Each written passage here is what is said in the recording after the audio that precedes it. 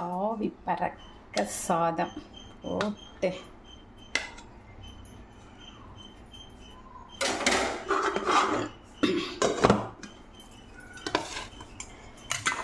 கத்திரிக்காய் ஃப்ரை. மொறுன்னு ஏதாவது ஒன்று சாப்பிட்டா நல்லாயிருக்கும்னு தோணுச்சு. ஸோ கத்திரிக்காய் ஃப்ரை வச்சாச்சா. அடுத்து நம்ம வீட்டு ஸ்பெஷல் கேரளா ஸ்டைல் மோர் குழம்பு. ரொம்ப ஈஸியாக செய்கிறது. எப்போதும் ஒரே குழம்பே சாப்பிட்டு போர் அடிக்கிறவங்களுக்கு ஒரு வித்தியாசமான சுவை கிடைக்கும் இல்லையா, அதுக்காக தான் இதை நான் செஞ்சுருக்கேன் இன்றைக்கி. சாப்பிட்டு பார்த்துட்டு எப்படி இருக்குன்னு சொல்கிறேன். என்னடா ஸ்பூன் வைக்கிறேன்னு நினைக்காதீங்க, நகம் சுற்றி மாதிரி இருக்குன்னு சொன்னேன் இல்லையா, அதனால எனக்கு சூடான சாதத்தில் கை வைக்க முடிய மாட்டேங்குது. அதனால இப்படி சாப்பிட்டு எப்படினாலும் சாப்பிட்டு தானே ஆகணும். ஒரு பழமொழி சொல்லுவாங்க, முன்ன பின்ன சாப்பிட்டா தானே ஸ்பூன்னுட்டு.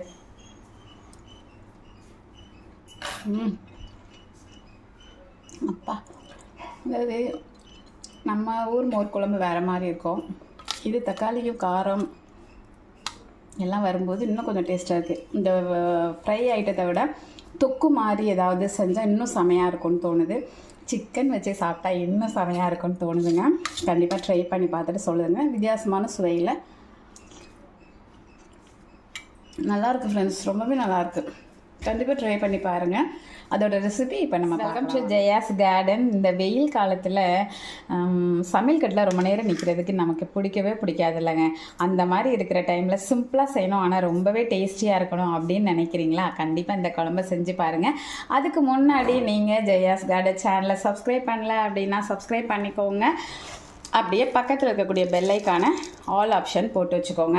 நம்ம ஒரு மண் பாத்திரத்தை வச்சு எண்ணெய் கொஞ்சமாக ஒரு ஸ்பூன் விட்டு கடுகு போட்டிருக்கோங்க. அது பொரியட்டும். நான் இன்னும் உங்களுக்கு என்ன குழம்புனே சொல்லலை தானே. இது கேரளா ஸ்டைலில் தக்காளி தயிர் குழம்பு. சட்டுன்னு செஞ்சிடலாம், பட்டுன்னு சாப்பிட்றலாங்க. கொலையே சாதம் இருந்துச்சுன்னா இதை வச்சு ஒரு சிக்கன் தொக்கோ ஒரு மட்டன் தொக்கோ ஏதாவது ஒரு ஃப்ரை, உருளைக்கிழங்கு ஃப்ரை இல்லைன்னா ஒரு கத்திரிக்காய் ஃப்ரை, கோவக்காய் ஃப்ரை, இந்த மாதிரி ஏதாவது ஒரு ஃப்ரை ஐட்டத்தோடு வச்சு சாப்பிட்டோன்னா சும்மா அப்படி இருக்குங்க.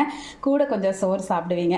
இல்லை பேச்சுலராக இருக்கீங்க, இல்லைனா ஒர்க்கிங் உமனாக இருக்கீங்க, இல்லைனா வீட்டில் சமையல் பண்ண சோம்பேறியாக இருக்குது, இல்லைனா நல்லா சமைப்பேன் ஆனால் வெயில் காலத்தில் எனக்கு சமையல் கட்டில் நிற்க பிடிக்காது அப்படிங்கிறவங்களுக்காக தான் இந்த ஐட்டம் நம்ம செய்ய போகிறோம். பெரிய தக்காளிங்க, அதனால் பழுத்த தக்காளியாக ஒரு தக்காளி எடுத்துருக்கு. மீடியம் சைஸ்னால் 2 எடுத்துக்கோங்க. நல்ல காரசாரமாக இருக்குங்க. அதுக்காக நான் காரத்துக்கு தகுந்த மாதிரி 3 மிளகாயும் 3 பச்சை மிளகாயும் எடுத்துருக்கேன். நீங்கள் உங்கள் காரத்துக்கு தகுந்த மாதிரி எடுத்துக்கோங்க. ஒரு பல்லாரி வெங்காயம் மீடியம் சைஸில் கட் பண்ணி வச்சுருக்கேன். இப்போ நம்ம அங்கே கடுகு பொரியட்டும். அடுத்து என்ன பண்ணலான்னு பார்க்கலாம். கடுகு பொரிஞ்சிடுச்சு. நம்ம பச்சை மிளகா, வத்தல் அதெல்லாம் போட்டுக்கலாம். அதோட ஃப்ளேவர் கொஞ்சம் இறங்கினதுக்கு அப்புறமா நம்ம அப்படியே கருவேப்பிலையும் 2 எண்ணுக்கு போட்டுக்கலாம். இது கொஞ்சம் ஃப்ளேவர் இறங்கினதுக்கப்புறம் வெங்காயம் போட்டோம் அப்படின்னா கொஞ்சம் மனமாக நல்லாயிருக்கும். ஒரு நிமிஷம் தான். இப்போ நம்ம பல்லாரி வெங்காயத்தை போட்டுக்கலாம். இந்தளவு வெங்காயம் வதங்கின உடனே தக்காளியை ஸ்லைஸ் ஸ்லைஸாக கட் பண்ணி வச்சுருக்கேன், அதை போட்டுக்கலாம். அதோடு சேர்த்து நம்ம கொஞ்சமாக உப்பும் போட்டுக்கலாம். அப்போ தான் நல்லா அது குழஞ்சி ஒரு என்ன சொல்கிறது தொக்கு பதத்துக்கு வர வரைக்கும் நம்ம வெயிட் பண்ணி ஆன உடனே மசியறதுக்கு முன்னாடி கொஞ்சம் நம்ம தேவைப்படுற அளவுக்கு ஒரு ஸ்பூனுக்கு வத்தல் பொடி போட்டுக்கலாம். அதுவும் கொஞ்சம் மசால் வடைலாம் போகும் பார்த்திங்களா அந்த தொக்கு ஆகிறதுக்கு முன்னாடி, அதனால தான். சரிங்களா, நல்ல தொக்கு பதம் வந்துருச்சா இருங்க. இந்த டைமில் ஸ்டவ் ஆஃப் பண்ணிட்டேன் ஃப்ரெண்ட்ஸ். இப்போ நம்ம மிக்சியில் லைட்டாக ஒரு அடி அடித்து தயிர் எடுத்து வச்சுருக்கோம். நம்ம தயிர் எடுத்துக்கலாம்.